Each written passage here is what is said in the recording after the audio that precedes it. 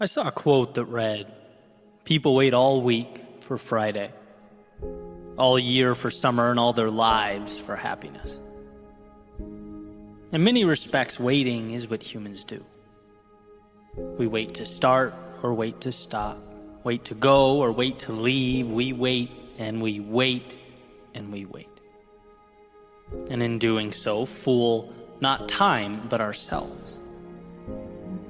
That clock is going to tick away regardless of the IOUs we write to it. It will take those plans and dreams and ideas, and with its two hands carry them away as part of their perpetual rhythmic march. See, one of the most dangerous words in our vocabulary is tomorrow. A concept, illusion, a hesitance that becomes oxygen to the eventual flame of regret. It becomes the stories we tell about what could have been if only tomorrow arrived a little sooner. But the problem with waiting for tomorrow, as Jim Rohn has famously said, is that when it arrives, it's called today. Tomorrow is the box in which we place the things we've not yet found the courage to start. But I want you to be that courageous. I want you to take the shot, to step out, to create momentum, knowing that your journey will be one of imperfection. But imperfect is how everything valuable begins. Perfect, on the other hand, you know what's perfect? Tomorrow is perfect. Ideas that never start, that contain no mistakes, are perfect. Wishing is perfect. Hoping is perfect. But capturing the beauty contained in today, that's not a perfection game. That's a willingness to start and adjust along the way. It's a commitment to begin now. So let's disarm tomorrow by making our magic today. By pointing directly at all those things you've been worried or scared or intimidated by, and simply taking one step towards them. Rather than waiting for life to push you forward, walk yourself there and let life react.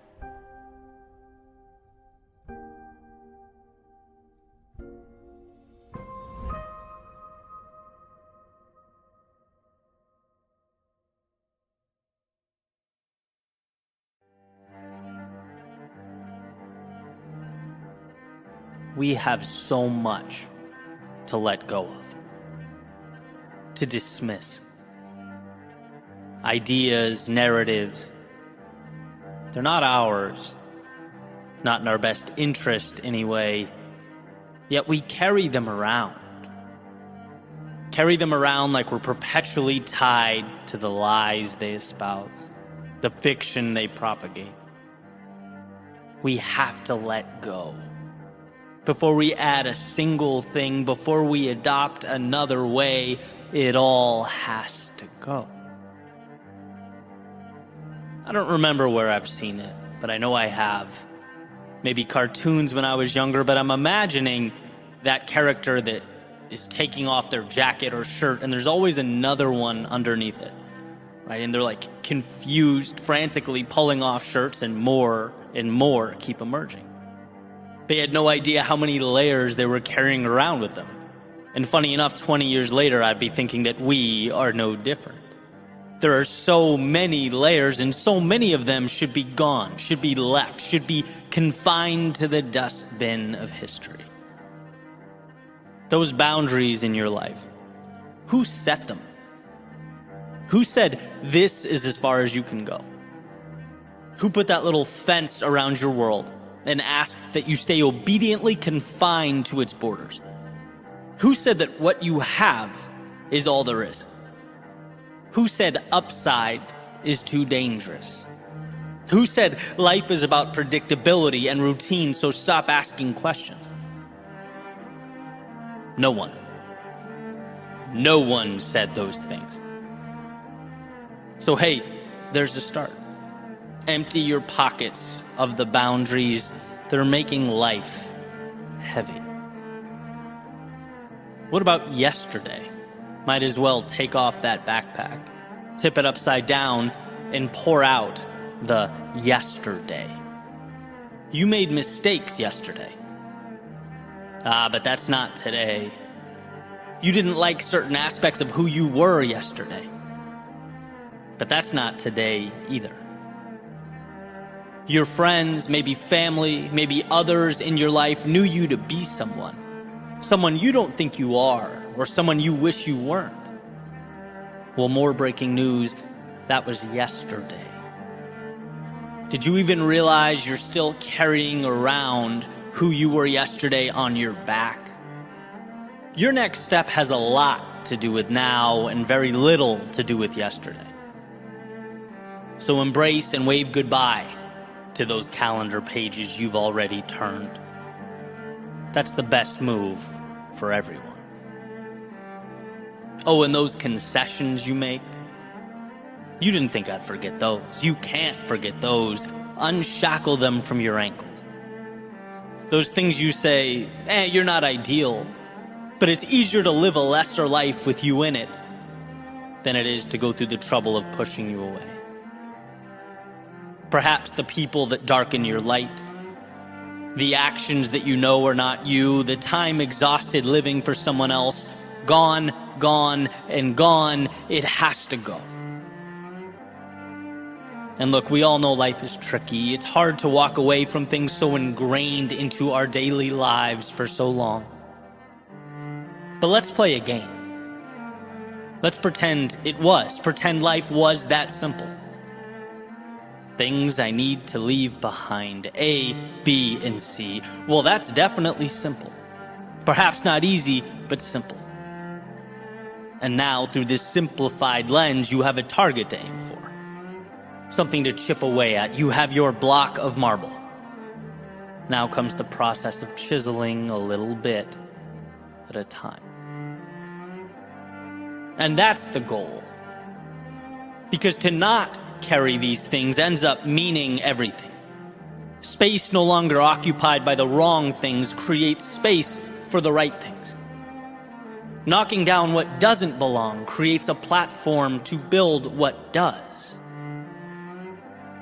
So onward we must go, not falling into the trap of pointing at externalities, blaming the world for our confinement, but instead understanding that we have been, perhaps without even realizing it, taking our confinement with us, in our pockets, on our back, trailing behind our every step, a subtle resistance. And when it goes, we can finally grow. We can become more. So what can you do now to live a life that's more meaningful, that's more true to yourself? Well, you can start by doing less of what weighs you down.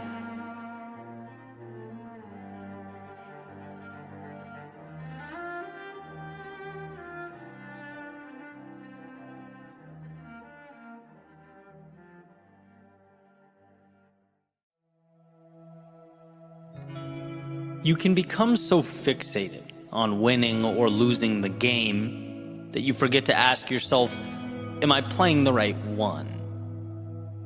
Is this my game? Am I setting myself up to win in an arena of significance to me? Because look, there are infinite games out there. And sometimes we find ourselves caught up in a race we have no business running. Meaning it doesn't really do anything for us. It's not where we want to be or should be. There's a saying by someone, and a few social media outlets actually restricted my post for suggesting it was Einstein. So it might not be Mr. Einstein, but whoever said it, thank you, you're awesome. The saying goes, everyone is a genius. But if you judge a fish by its ability to climb a tree, it will live its whole life believing it's stupid. Now, there are a lot of us fish out there attempting to climb trees as we speak, wondering why we're not where we want to be, perhaps seeing the results or lack thereof as an indication that we're insufficient, inadequate in some way. When, hey, that's not the case at all.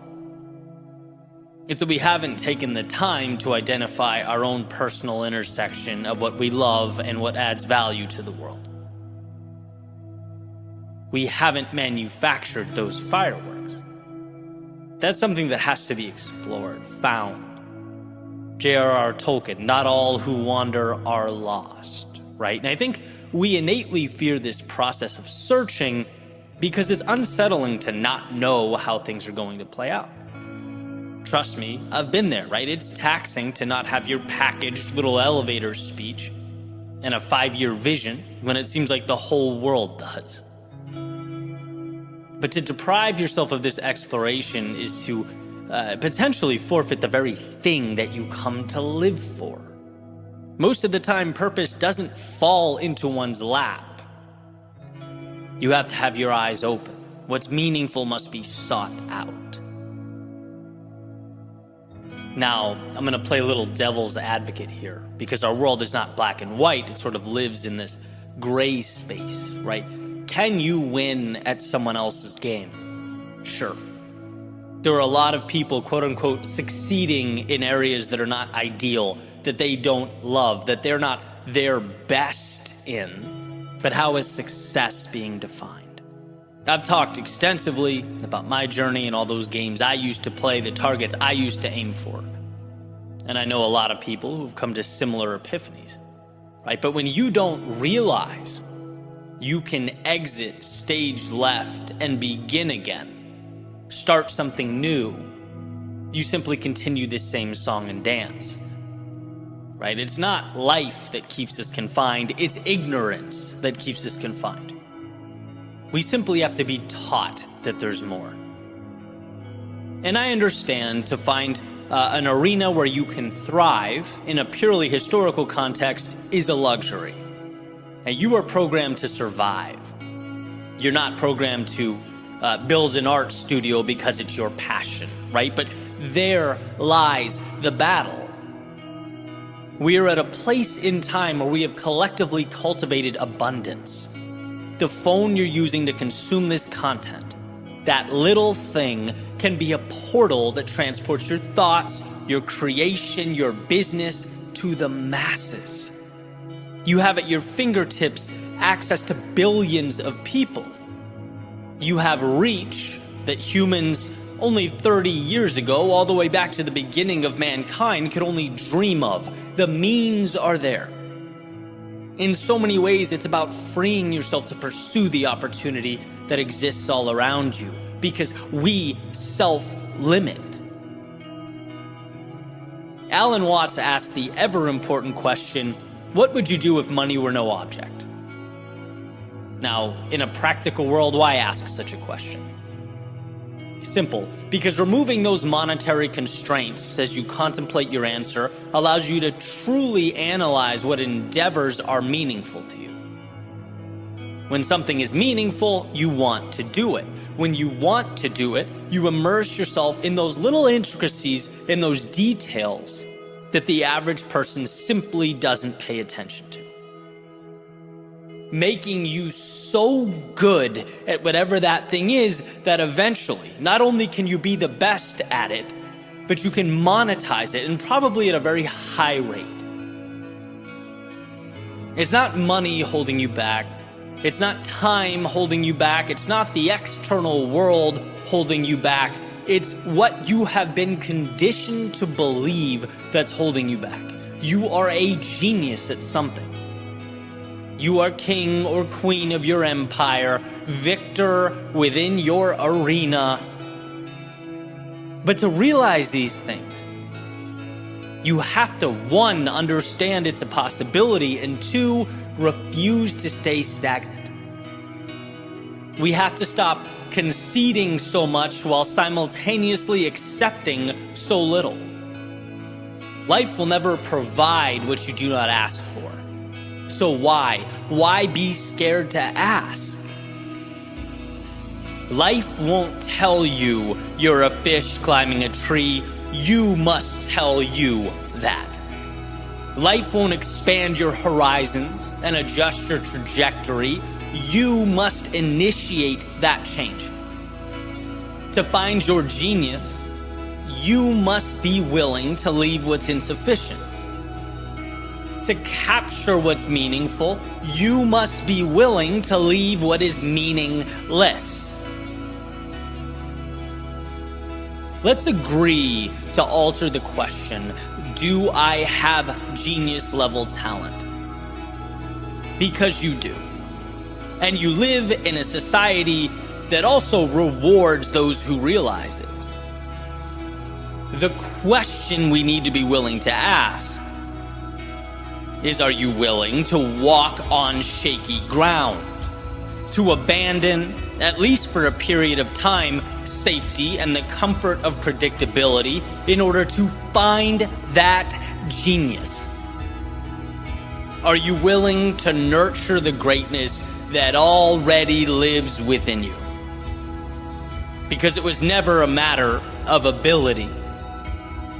It's a matter of what you're willing to discover.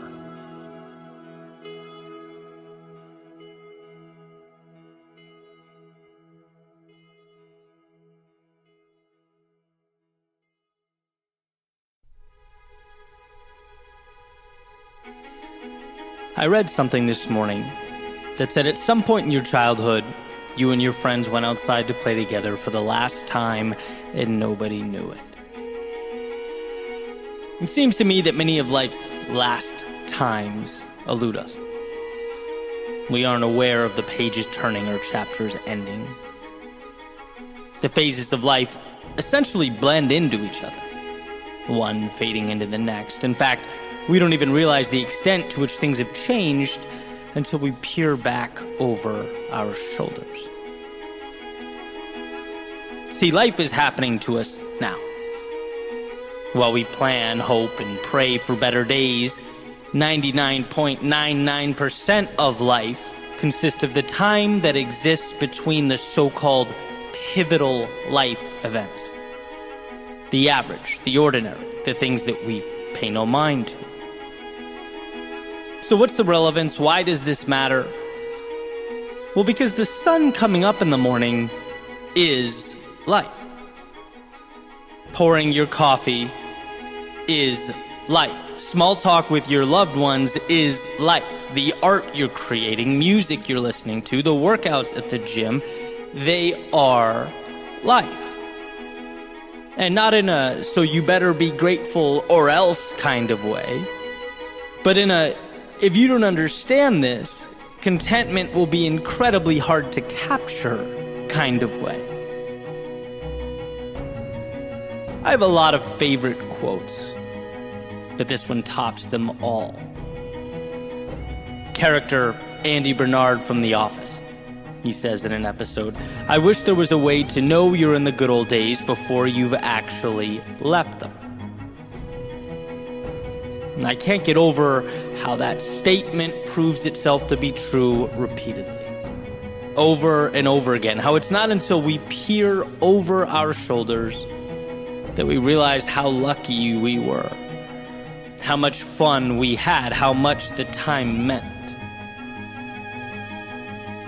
I recently went to a wedding for one of my best friends from childhood. And funny enough, we only lived in the same state for 4 years, from 4th grade to 8th grade, before I moved across the country to Massachusetts. And I thought, as I flew to the wedding, you know what, I should post a picture of us as kids together, say congrats. And I quickly realized on the plane ride that I don't think we have any, right? It's essentially only memories. It's the stories that we still to this day laugh about, those events that shaped our childhoods, the things kids go through that change the way we look at the world. And all that happens so fast. I think it remains so precious because we were so fully immersed in it. It was such a simple time, pivotal, and gone in a snap. I had no idea it would mean anything 20 years later, but that's life. It seems to go by in an instant.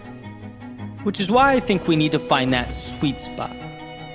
Respect for the duality between sometimes sacrificing the present for a better future, an ability that makes humans remarkable creatures, and also enjoying and realizing how precious the ride, how beautiful the now. Whether the current season is ideal, a struggle, or in between, to feel something at all in its own unique way is a miracle. And if we look, we'll find that there is good here. There's growth here. There are moments that you'll look back on and smile at, knowing that they shaped you and played a role in who you're becoming.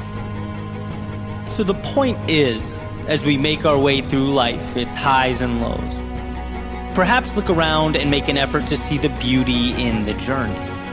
Understand that nothing is forever. The people you talk to, places you go, the things you do, they will all dissipate.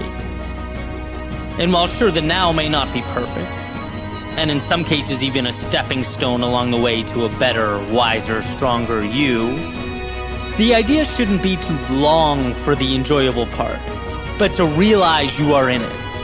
To know that some of these things we take for granted will be missed when they're gone. Let's not fall into the trap of letting life go by while we waited for it to begin.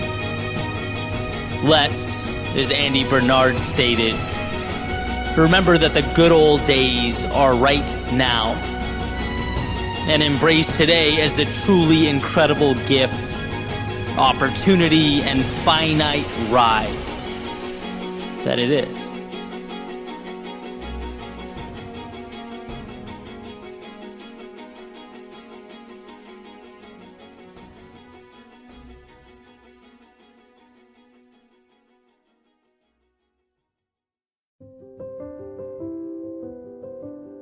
I was recently reading a book called The Boys in the Boat, about 9 American rowers from Washington that won gold in the 1936 Olympics.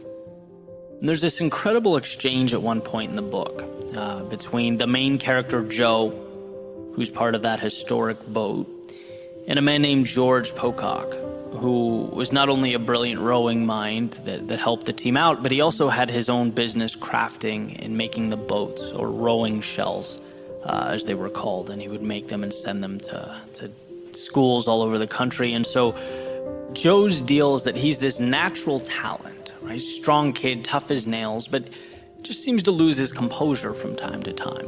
Right? When he's in the boat, there are these moments of jaw-dropping excellence, unprecedented speed across the water, and then there are moments when he loses his focus, and the boat sort of follows suit, right? They're inconsistent. And so George Pocock, being the rowing expert that he is, made a commitment to see if he could help Joe figure that out, right? The mental game. So he calls Joe into his shop, and he starts showing him how he puts together these highly coveted boats, showing him the tools and the pieces and how it's nothing short of an art. He has sort of this divine respect for his craft. And at one point he pulls out a cedar plank that he'll be using to make one of the boats, and he points to the growth rings in the wood, mentioning that they tell the story of the tree's 2,000-year life. And so here's a quick quote from the exchange. He says, "Their thickness and thinness spoke of hard years of bitter struggle, intermittent with rich years of sudden growth. The different colors spoke of various soils and minerals that the tree's roots had encountered, some harsh and stunting, some rich and nourishing. Flaws and irregularities told how the tree endured fires and lightning strikes, windstorms and infestations, and yet continued to grow. Almost as if there was something sacred about it. The wood taught us about survival, about overcoming difficulty, about prevailing over adversity, but it also taught us something about the underlying reason for surviving in the first place. Something about infinite beauty, underlying grace, about things larger and greater than ourselves, about the reasons we are all here." I paused after reading that and thought for a minute or two, what is it about those rowers crossing the finish line after giving everything they have that touches us so deeply? What is it about a cedar tree standing the test of time, those 2,000 years of adversity, only to triumphantly pierce the sky when all is said and done? It moves us because it tells us what we already know, yet forget. In our hearts believe, but often fail to see. That we are greater than the sum of our parts. Ernest Becker, when he was touching on the aspect of the human predicament, he famously noted that we are simultaneously worms and gods, earthly and divine. And I think it's in those moments, the crossing of finish lines, the times we did more than we ever thought possible, or looked back and smiled about all we overcame. It's in these times we're able to transcend the mundane, the everyday. We're able to remind ourselves that sure, some aspects of us are merely human, but no aspects are ordinary. The greatest power one can witness is that of the human spirit, bending but never breaking, making light of the odds and an example of the predictable.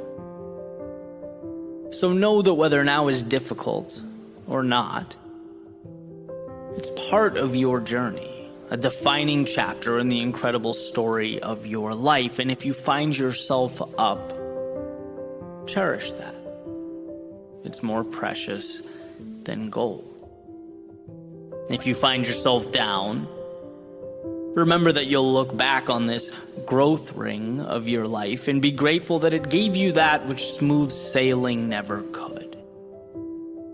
Because at the end of the day, all you have is what's in front of you, the next move, the next step, and the faith that all these little pieces will someday mean something, that standing the test of time will speak for itself. At your finish line, whatever that may be, it will.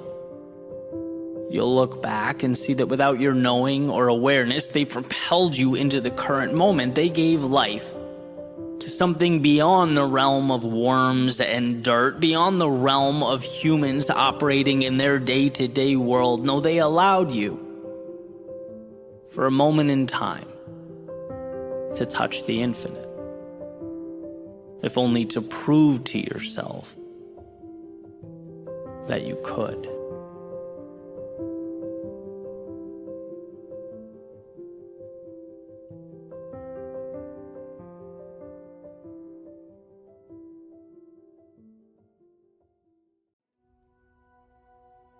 The other day, I was on a podcast with Evan Carmichael, who's a YouTuber and entrepreneur.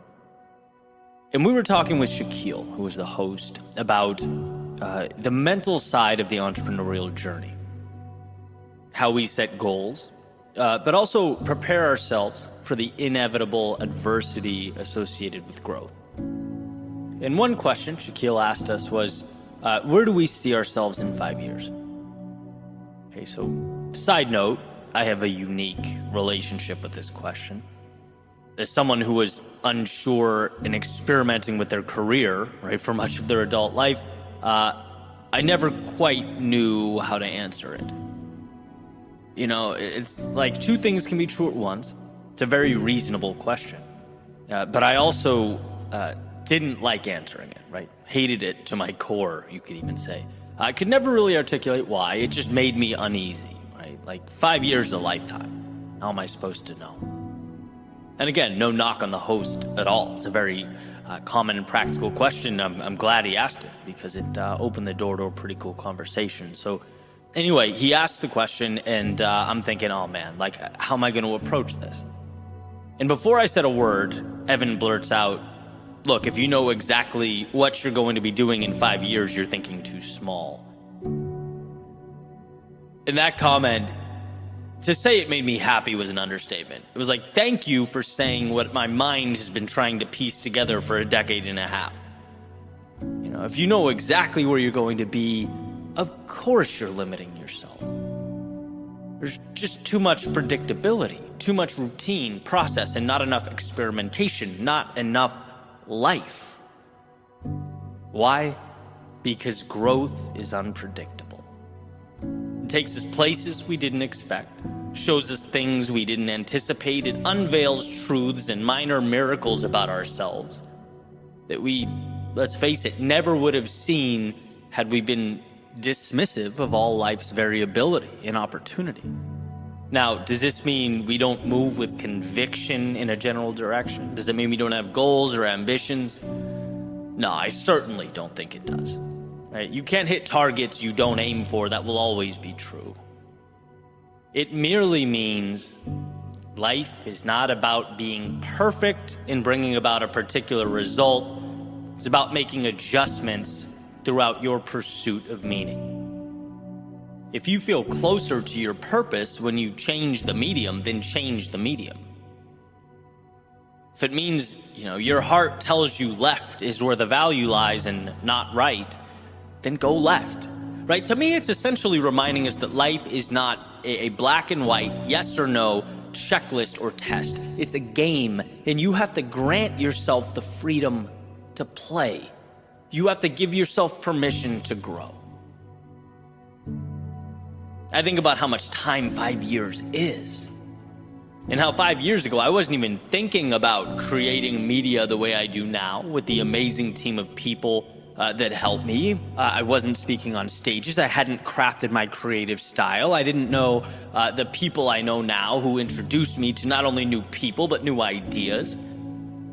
These are characters, they're stories, they're opportunities that present themselves only as you immerse yourself in the journey. And I was okay not knowing exactly, but merely moving towards a general direction. The most important decisions were, looking back, not what I said yes to, but what I said no to. As I moved through life experimenting, learning, growing, I was able to craft something that worked for me. Not other people. Not what's in books. There's no roadmap. No, it's an experiment. And this is more of the reassurance I would have wanted during those years from an older version of myself. Like, it's okay to not know exactly where you'll be. Just promise yourself this. If it matters to you, you'll find a way to move to it, with it, towards it. And if it doesn't, then let it go. Surround yourself with people that lift you up. And if they don't, let them go. You'll hear a lot of talk about the right way to do things, especially in this information age. Those ideas and decisions may have in fact been right, but they also may be wrong for you. Try, test it out, and if not, let it go. The experiment that is your life is the reward. It's a luxury. It's such a beautiful ride. Don't box yourself in because of some made-up theoretical plan. Don't avoid the path to a new world because I checked my list and this doesn't line up with where I said I'll be February 23rd, 2028. Nah, go live your life. Do your best to exist in that place, the intersection of what you love and what adds value. Let it bend, let it transform, let it teach you things about yourself and the world. There aren't correct ways to live, but I think there certainly are some wrong ways. And that's time spent out of obligation, adhering to a story that means nothing to you. Push. See what life gives back. Your footsteps in the aggregate will reveal truths and tell stories you could never have even dreamed up. It's in going that your book is written. And just a friendly reminder, people don't read books for the last page, the ending. No, they read them for that stuff in the middle, right? The journey. So next time I'm asked what my 5-year plan is, I'll probably say same as my 10, 20, and 30-year plan. I don't know. But I can tell you, I won't lose sight of that North Star, the one that calls my name. But at the same time, I won't be afraid to wander into the night, dance in the moonlight, even get lost in the shadows from time to time. Growth is directly correlated to one's willingness to push forward into the dark. And well, into that darkness we shall go.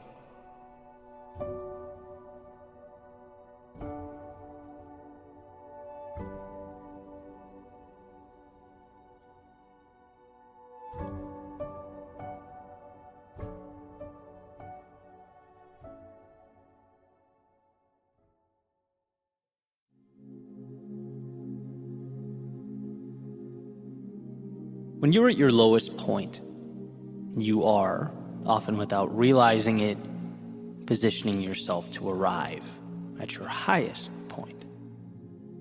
Potential energy accumulating to propel you through an atmosphere of new beginnings. See, I believe our adversity is life asking that we submerge and dive deep. Sometimes very deep, just to remember how badly we need that oxygen above. So that when we again come up for air, and we will, we notice the warmth of the sun on our face and the calming sound of the waves crashing on the beach. You don't make the most of what's around you until you recognize that what's around you is the opportunity. And so life reminds us. A taxing reminder, right? It rarely gives without first taking away. It rarely opens new doors without closing old ones. And that, to put it simply, can hurt. They don't teach you in school that growth is painful. But as it turns out, a life without growth isn't much of a life at all. And so we must dive deep. We're given no other choice. Without night, there is no day. Without suffering, there is no beauty. Without those depths below, there is no surface above. Our submergence is our transformation. The cocoon that separates who we were from who we will be. But unlike the butterfly, it doesn't just evolve once. Our journey requires that we are continuously growing a new pair of wings. Life is chaos. Life is unpredictable. Life is hard, but you were built to not only endure in its arena, you were put here to excel. To learn the rules and then expand upon the rules. Sometimes break the rules. You were put here to take the difficulty and provide meaning to it. Piece by piece, as if it were the construction of a rocket to the moon. Little pieces of at one point frustration and confusion and chaos combined, reused, and transformed into exactly what you need them to be. Emergent properties. You just have to be willing to see beyond the now and assemble. To come up for air and soak in all that awaits at the surface like you've never done before.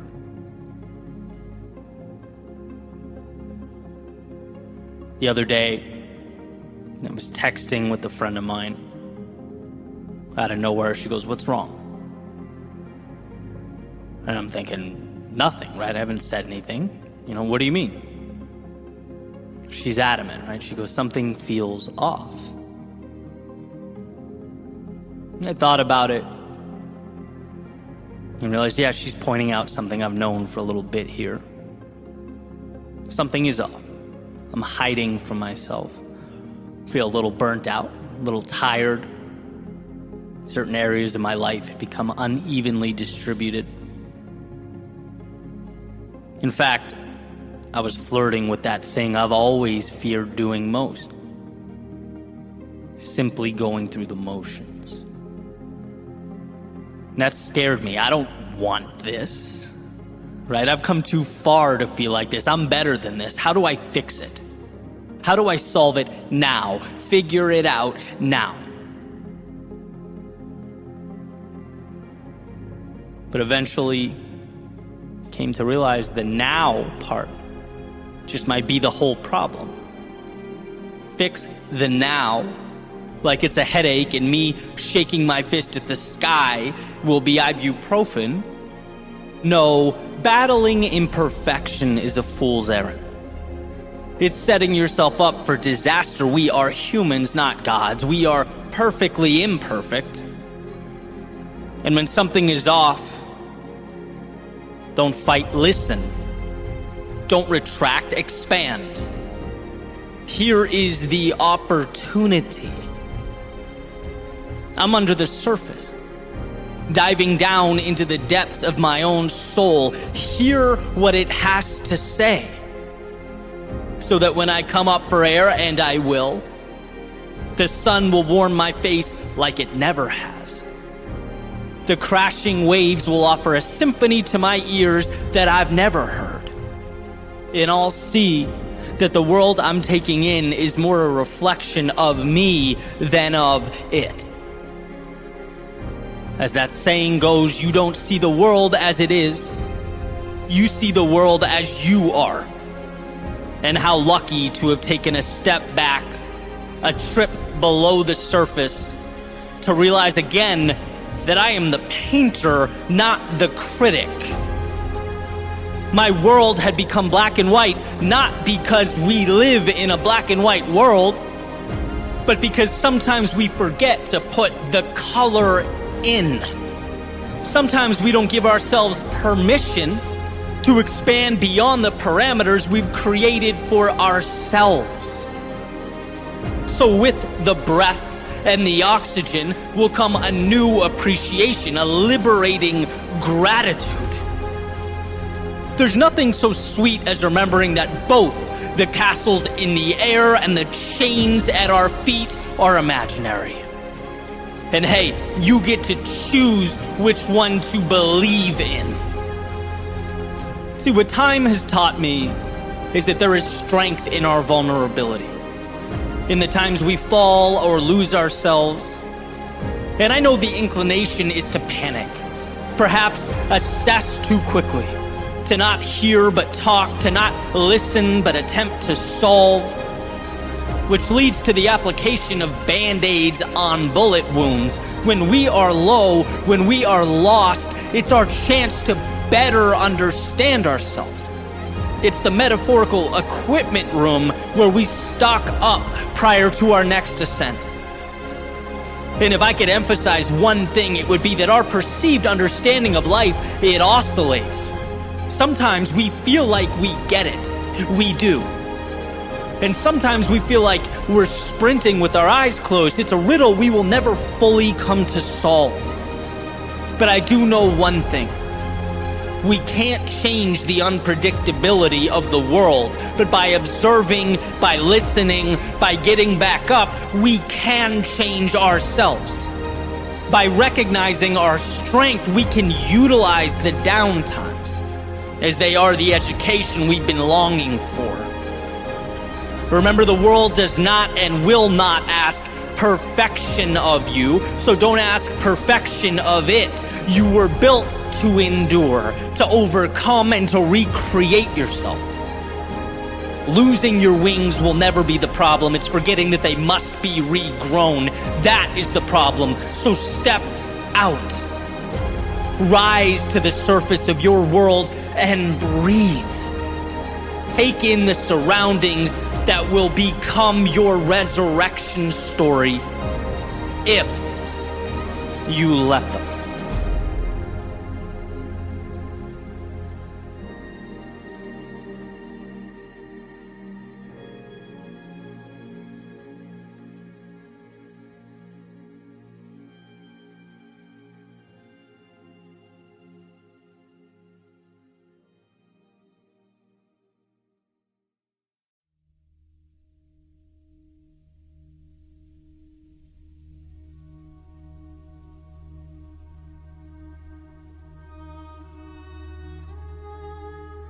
There's often a vast distinction between what we think is holding us back and what is actually holding us back. And that may even be putting it lightly. Most of the time, we're just plain misinformed. Most of the time, we're looking externally at irrelevant discrepancies between ourselves and someone else. We're looking at things that happened yesterday, possible outcomes that may happen tomorrow. We're creating entire stories, crafting narratives, building hostile worlds that simply don't exist. When what we need is simple: to give ourselves permission. To let ourselves walk out that front door and towards what we long for. And this came to light recently. I shared a simple 20-second message on TikTok where basically I highlighted John Green's quote about the best things in life occurring after we find the courage to depart or leave where we are, right? To build again. And as I was looking at the response, it was both beautiful and eye-opening. Hundreds and hundreds of comments from people saying that the message helped them feel empowered to do what they've been putting off. And some called it fate. Some called it what they needed to hear at the exact moment they needed to hear it. And as I'm going through, I keep thinking the same thing over and over and over. Every single one of these people, they already knew in their hearts what needed to come next. They knew what would make them feel alive. They knew where the compass was pointing. Yet their default led them to the same place we've all been, waiting for external permission, waiting for life to give us a reason to say, okay, the light is now green. You can go. The time is right. Now, don't get me wrong. It means the world that a simple message can shift one's perspective that way. I've been on the receiving end. I was stuck looking for some type of guidance. We all have, but I think we'd all agree that if that guidance helps us get back on track, then the real question should be, how do we live so that we can stay to the best of our ability on track? Find ourselves less prone to those occurrences, more confident in ourselves, in our dreams, in where we're going. And for me, it's been understanding that in my life, I am the one that creates, signs, and sends the permission slips. I say go. And when I remember that, I'm free to do what's best for me. I'm simultaneously the architect and the pieces, the wind and the sail. See, you don't need a reason to walk out of a relationship you're not happy in. You don't need a reason to leave a job that's not pushing you to be who you most want to become. You don't need a reason to change a habit or reinvent yourself or begin again. No, all you need is the courage to green light what your heart already knows it wants. We think that the external world has the answers for us, when in reality, we've had them the whole time. We just want something to point to say, see, I was right. But we don't need to be reactive. We can be proactive. You can be the one that lights the fire. When you follow your intuition, your heart, your sense of purpose, life conforms because it has to conform. When you become an immovable object, life around you moves. It makes way, and if it doesn't, then you go back to the drawing board, you adapt and adjust. And that's the beauty of life. That's how we build meaning, trusting ourselves to walk into that resistance.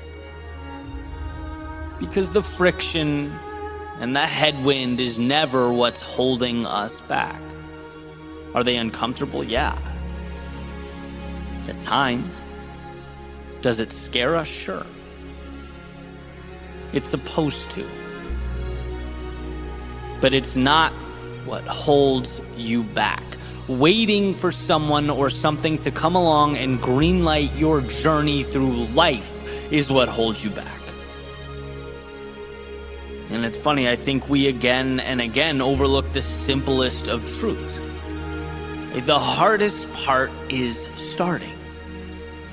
It's convincing yourself that 1, it's possible, and 2, you're worth it. Everything else you face from the second you walk out that front door can be conquered.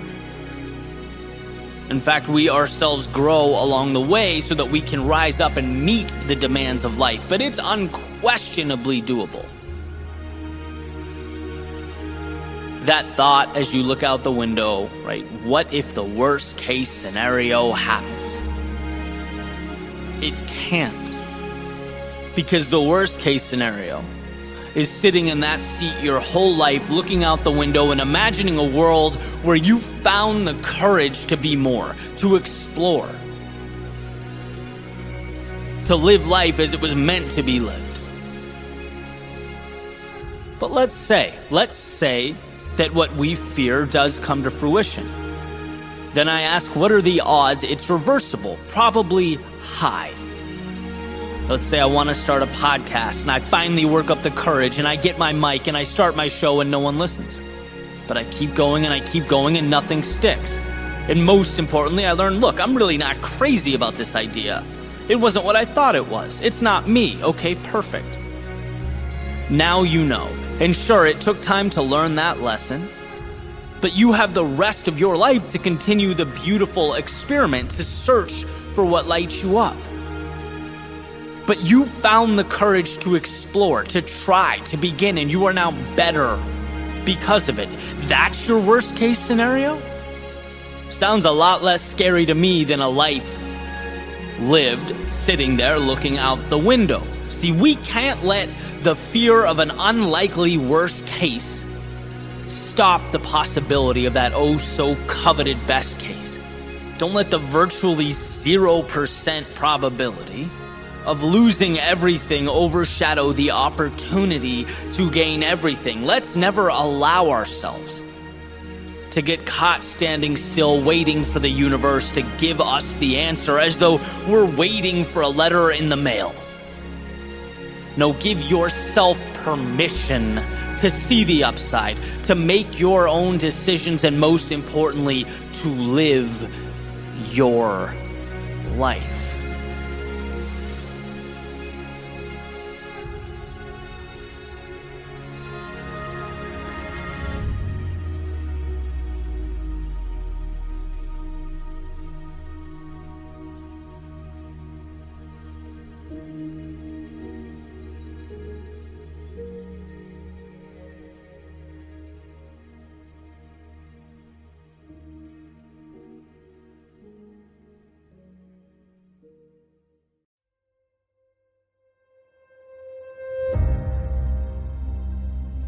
If you're lucky enough to be different,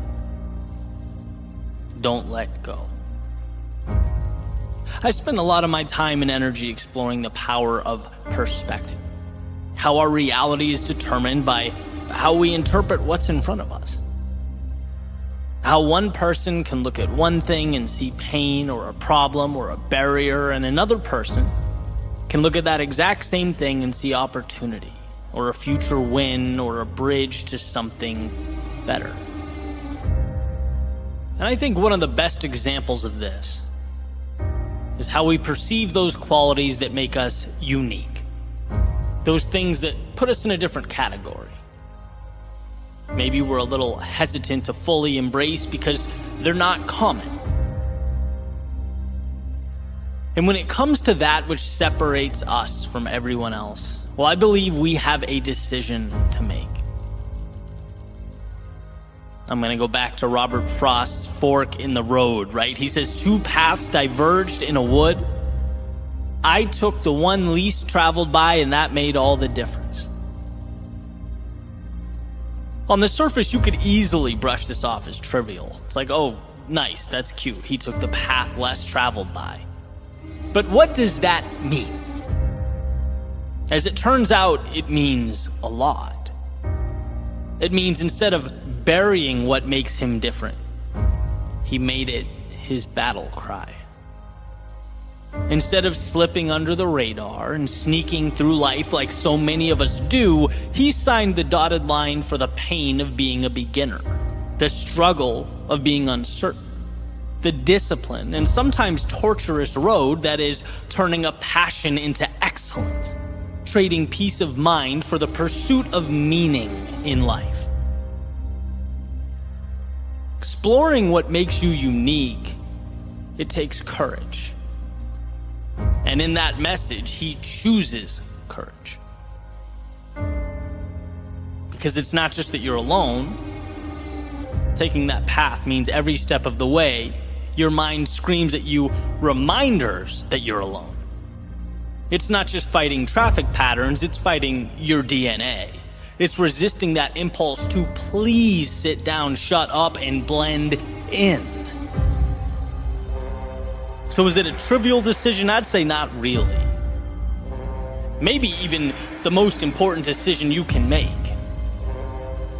Because I promise you it's not your commonality with those around you that will bring fulfillment, that will leave a mark on your life and the world that surrounds you. No, it's that thing that's unequivocally you, that's a little out there, that's somewhat strange, that you don't know why, but its gravitational force pulls and pulls and pulls. A tug of war, where one side begs you to just relax, conform, do less, begs you to never be laughed at or criticized, to take the easy road.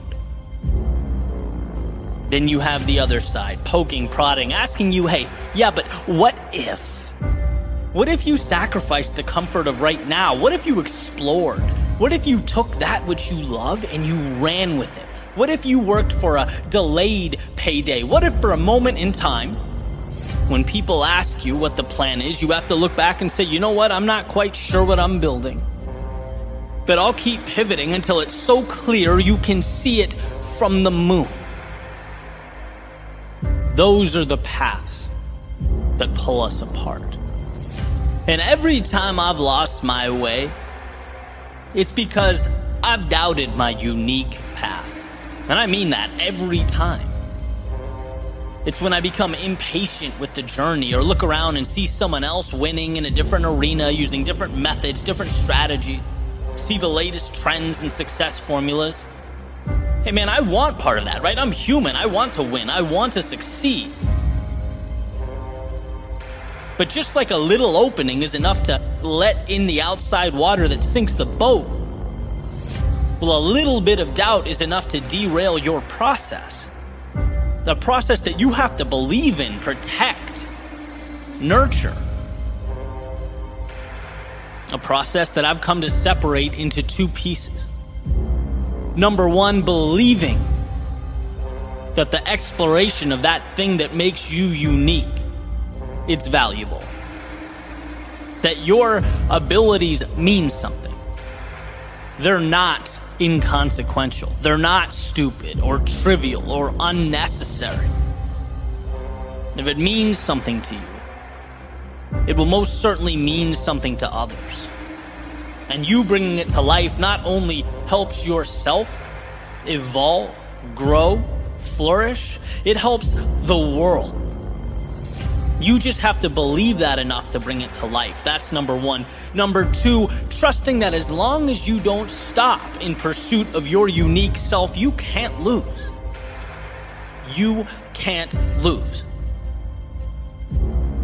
And I don't mean continuing to ram a square peg into a round hole. I mean growing, learning, experimenting, seeing what works.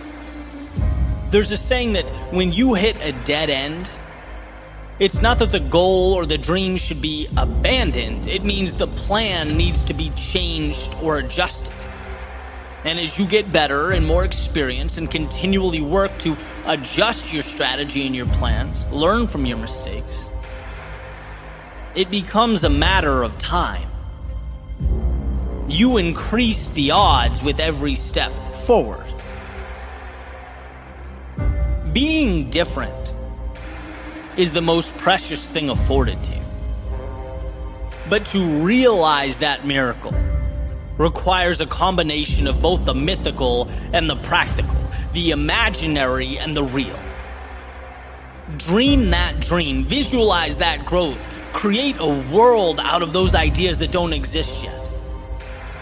But also understand that the conversion process from dream to reality is a practical one.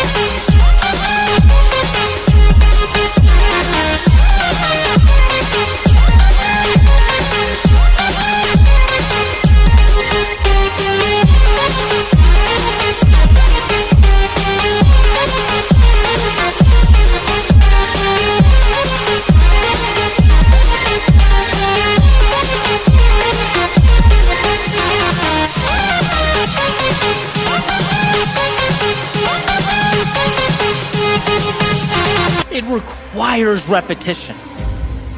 Learning, losing, adjusting, and people don't like that. It's much easier to blend in than spend years pushing through the agony of setting yourself apart. But it's worth it. And the evidence is so obvious, so plainly pointing to the fact that we only celebrate the outcasts, the crazy ones. We sit around campfires, listen to lectures, watch movies and documentaries about the people that had every reason to doubt themselves but kept moving forward. About the people who could have swept their unique abilities under the rug, but instead used them as their foundation for everything. Not being distracted by what's popular or how anyone else lives or operates. Not seeking to be anyone but themselves, knowing that that is enough. Knowing it's the seed to something precious. The only question is, will you provide the right conditions and nourishment for that little seed to grow? Will you do what so few people have the courage to do? Let their authentic selves shine through. Let who they are emerge. Emerson has a quote. He says, "To be yourself in a world that's constantly trying to make you something else is the greatest accomplishment." He goes on to say, "My life should be unique. It should be an alms, a battle, a conquest, a medicine." And see, perpetual happiness is a fool's errand. No, life is full of trials and tribulations and ups and downs. But fulfillment comes from that quest for meaning, for more, for building something, for creating your unique self, a process, a pursuit that must be chiseled from stone. It's never given or provided, it has to be found. Take it. And as Emerson beautifully implies, now is the time. The question is, what are you going to make with this once-in-a-lifetime opportunity? What will you make of the possibilities that only you know, only you understand, that only you can bring to life? Never doubt yourself, or your gifts, or the things that set you apart. You don't need everyone else to believe in them. You just need to convince yourself. Everything else, it falls right into place.